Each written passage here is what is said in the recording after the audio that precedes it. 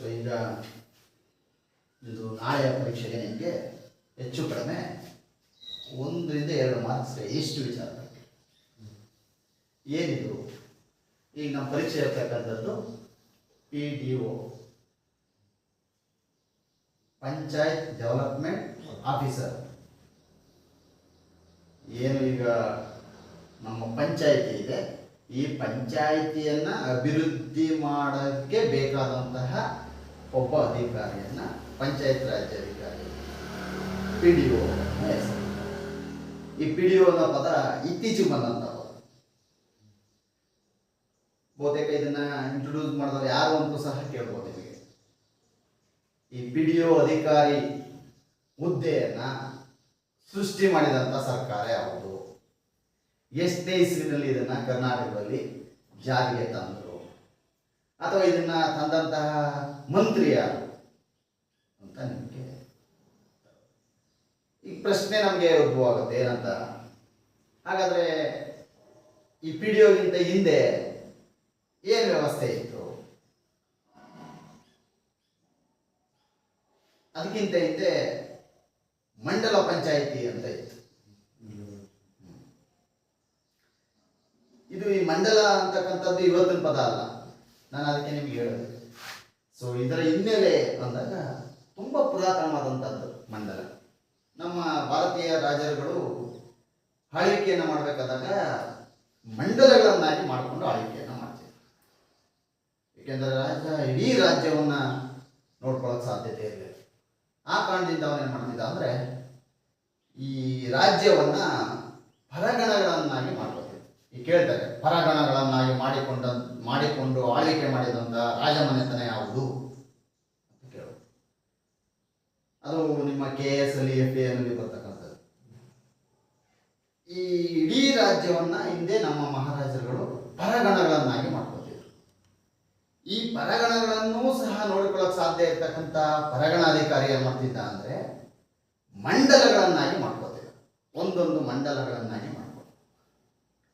ಈ ಮಂಡಲಗಳು ಮತ್ತೆ ಏನಾಗ್ತಿದ್ವು ಅಂದರೆ ವಿಭಾಗ ಆಗ್ತಿದ್ವು.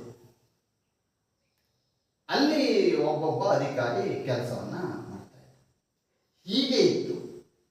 ಈ ಹಿನ್ನೆಲೆಯಲ್ಲಿ ಮೊದಲನೇ ಬಾರಿಗೆ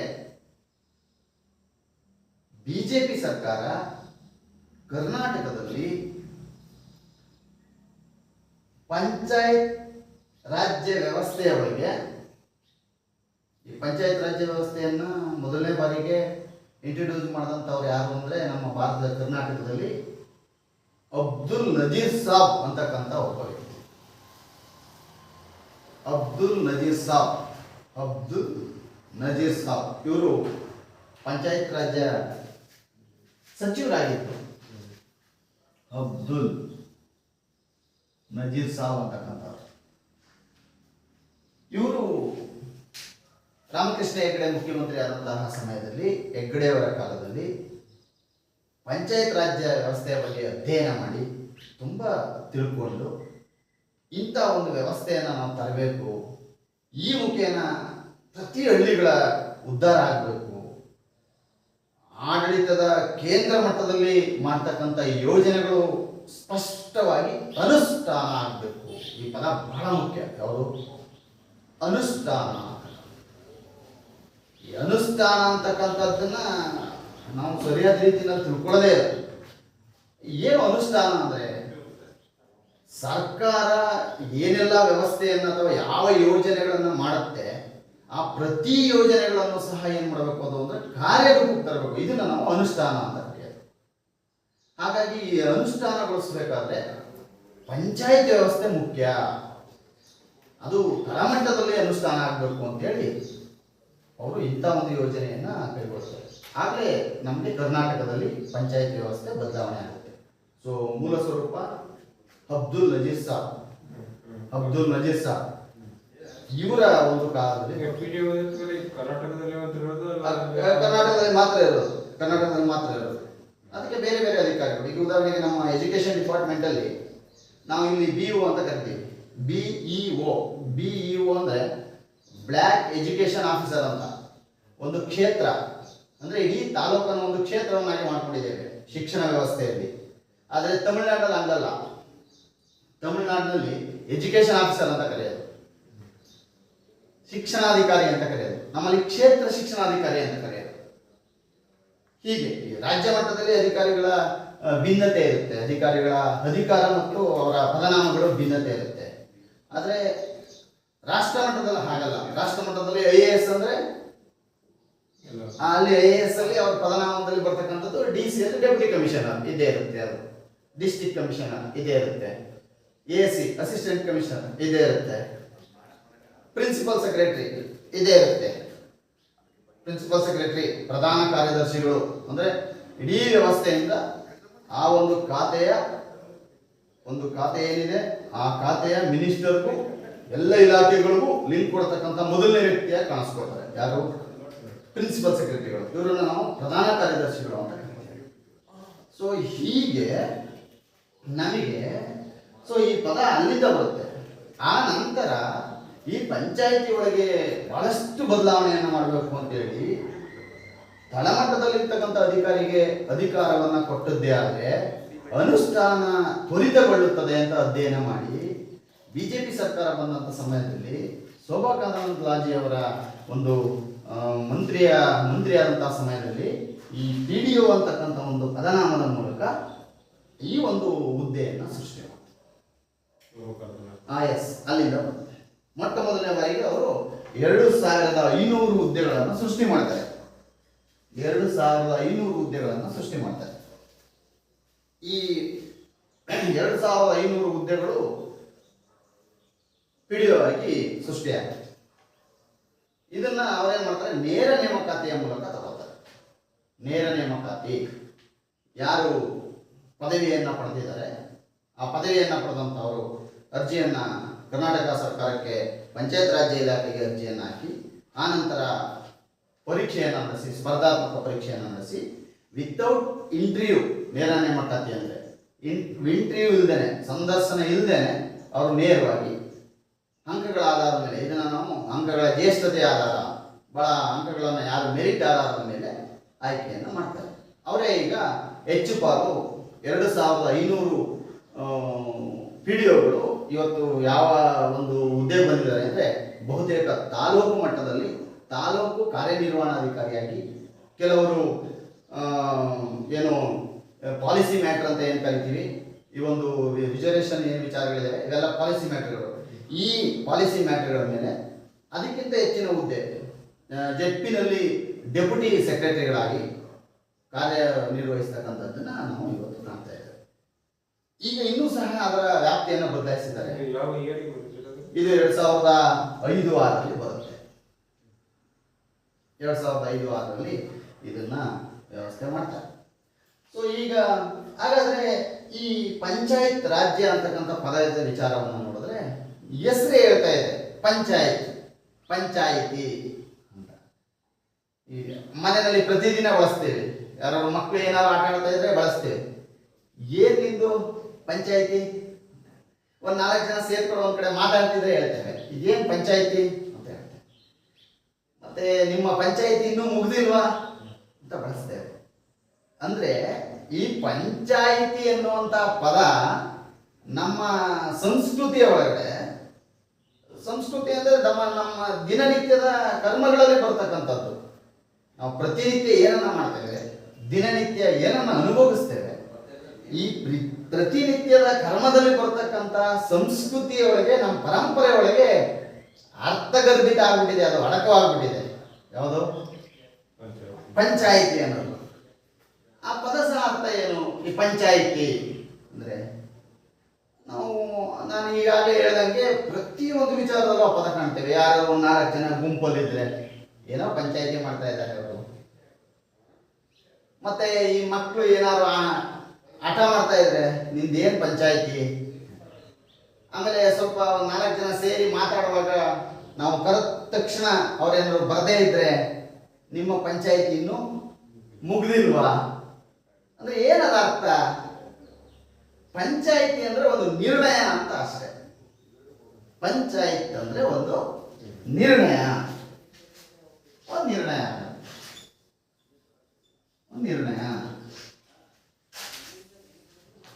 ಪಂಚಾಯತ್ ಅಂದ್ರೆ ನಿರ್ಣಯ. ಏನಾಗುತ್ತೆ? ಇದು ಒಂದು ನಿರ್ಣಯ ಆಗುತ್ತೆ, ಒಂದು ತೀರ್ಮಾನ ಆಗುತ್ತೆ. ನೋಡಿ, ಒಂದು ತೀರ್ಮಾನ ಅಥವಾ ಒಂದು ನಿರ್ಣಯ ಅಥವಾ ಒಂದು ತಾರ್ಕಿಕ ಅಂತ್ಯವನ್ನ ತಲುಪುತ್ತೆ. ಏನಾದ್ರು ಒಂದು ತಲುಪಬೇಕು. ನಿಮ್ಮ ಪಂಚಾಯಿತಿ ಮುಗಿದಿಲ್ವಾ ಅಂದ್ರೆ ಅದು ನಿರ್ಣಯ ಆಗಿಲ್ಲ, ಅಥವಾ ತಾರ್ಕಿಕ ಅಂತ್ಯವನ್ನ ಕಂಡಿಲ್ಲ, ಅಥವಾ ಅಲ್ಲಿ ಏನು ತೀರ್ಮಾನ ಆಗಿಲ್ಲ ಅಂದ್ರೆ ಇನ್ನೂ ಏನೋ ಒಂದು ಬಾಕಿ ಉಳ್ಕೊಂಡಿದೆ ಅಂತ, ಏನೋ ಇನ್ನೂ ಸ್ವಲ್ಪ ಉಳಿದಿದೆ, ಪೂರ್ಣಗೊಂಡಿಲ್ಲ.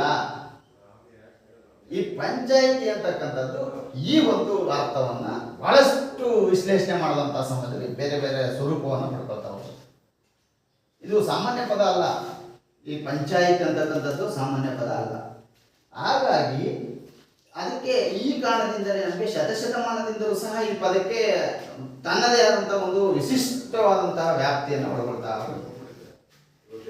ಈಗ ನೋಡೋದಾದ್ರೆ ನಾವು ಅಧಿಕಾರಿಗಳ ಮಟ್ಟದಲ್ಲಿ ಈ ಪಂಚಾಯಿತಿ ಅನ್ನೋದು ಒಂದು ವ್ಯಾಪ್ತಿಯನ್ನು ಒಳಗೊಂಡ್ಬಿಟ್ಟಿದೆ. ಏನು ಅಂದ್ರೆ ಪಂಚಾಯಿತಿ ಅಂದ ತಕ್ಷಣ ಪಂಚಾಯಿತಿನಲ್ಲಿ ಬರ್ತಕ್ಕಂಥವ್ರು PDO.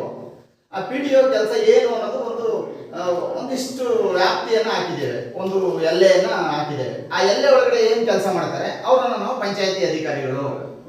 ಈ ಹೊಸ ಪದವನ್ನು ಬಳಸಿ PDO, panchayat development officer.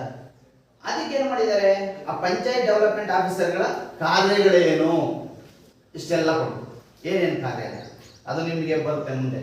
The functions of PDO ಫಂಕ್ಷನ್ಗಳೇನು ಅಂತ. PDO ಸುಮ್ಮನೆ ಫಂಕ್ಷನ್ ಮಾಡೋಕ್ಕಾಗಲ್ಲ.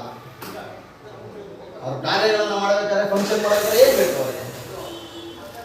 ಅವ್ರು ತಮ್ಮ ಕಾರ್ಯಗಳನ್ನು ಮಾಡಬೇಕು ಅಂದರೆ ಅವ್ರ ಕೆಲಸ ಏನು? ಅಲ್ಲಿರ್ತಕ್ಕಂಥ ಪಂಚಾಯಿತಿಗಳನ್ನು ಸರಿ ಮಾಡೋದು. ಈಗ ಪಂಚಾಯಿತಿ ಅಂದ ತಕ್ಷಣ ನಾವು 4 ಜನ ಸೇರಿ ಚರ್ಚೆ ಮಾಡೋದನ್ನ ಬಗೆಹರಿಸೋದು ಅಂತಲ್ಲ. ಪಂಚಾಯಿತಿ ಅಂದ್ರೆ ಸಮಸ್ಯೆಗಳು ಹುಟ್ಕೋತವೆ. ಏನ್ ಸಮಸ್ಯೆಗಳು ಹುಟ್ಕೋಬಹುದು? ಊರಲ್ಲಿ ಜನ ವಾಸ ಮಾಡ್ತಾ ಇದ್ದಾರೆ.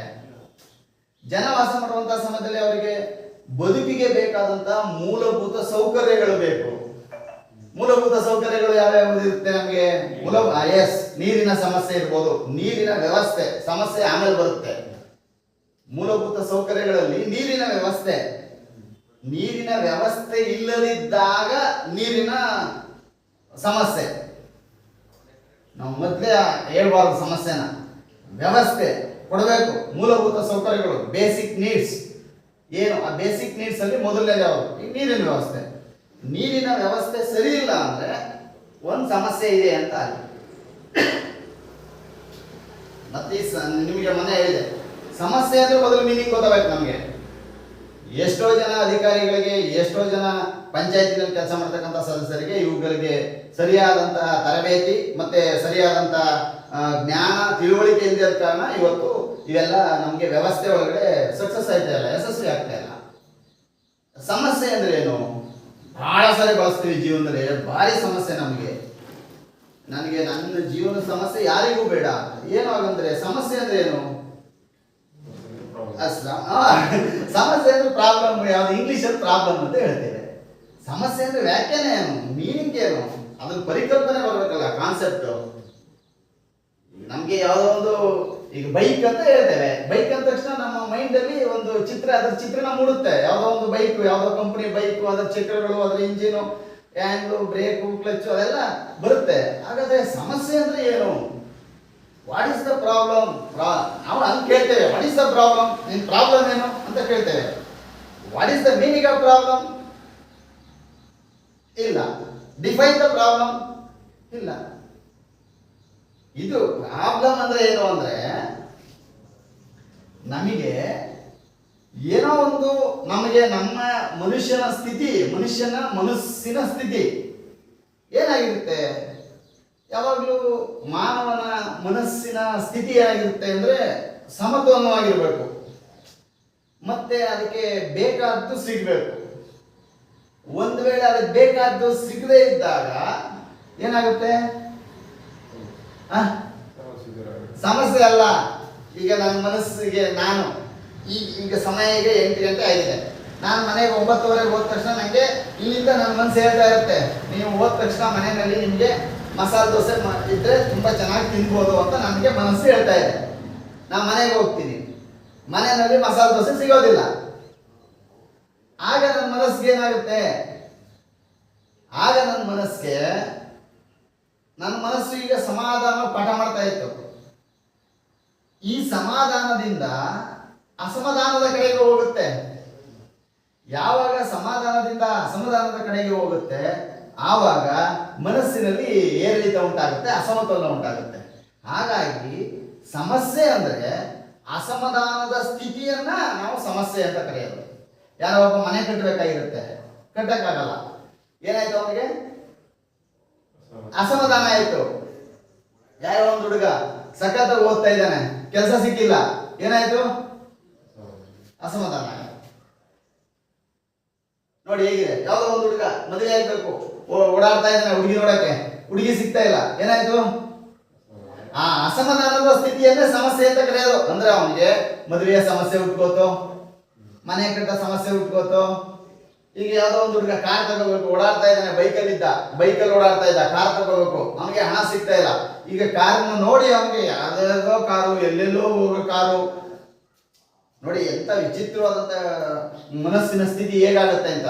ಕಾರ್ ಅವನದಲ್ಲ, ಕಾರ್ ಓಡಿಸ್ಕೊಂಡು ಹೋಗೋ ವ್ಯಕ್ತಿ ಅವನಿಗೆ ಗೊತ್ತಿಲ್ಲ, ಅಥವಾ ಕಾರ್ ಕಂಪ್ನಿ ಬಗ್ಗೆ ಗೊತ್ತಿಲ್ಲ, ಅವನಿಗೆ ಏನು ಗೊತ್ತಿಲ್ಲ. ಆದ್ರೆ ಆ ಕಾರ್ ನೋಡಿದ್ರೆ ಅವನು ನಾನು ಆ ರೀತಿ ತಗೋಬೇಕು ಅಂತ ಅನಿಸ್ತಿದೆ, ಅದಕ್ಕೋಸ್ಕರ ಅವನ ಹತ್ರ ತಗೊಳಕ್ ಆಯ್ತಾ ಇಲ್ಲ. ಹಾಗಾಗಿ ಅವನಿಗೆ ಅಸಮಾಧಾನ ಉಂಟಾಯ್ತು. ಯಾವ್ದ್ರ ಬಗ್ಗೆ? ಕಾರಿನ ಬಗ್ಗೆ. ಆಗ ಅವನಿಗೆ ಒಂದು ಸಮಸ್ಯೆ ಹುಟ್ಟುಕೋತು. ಏನು?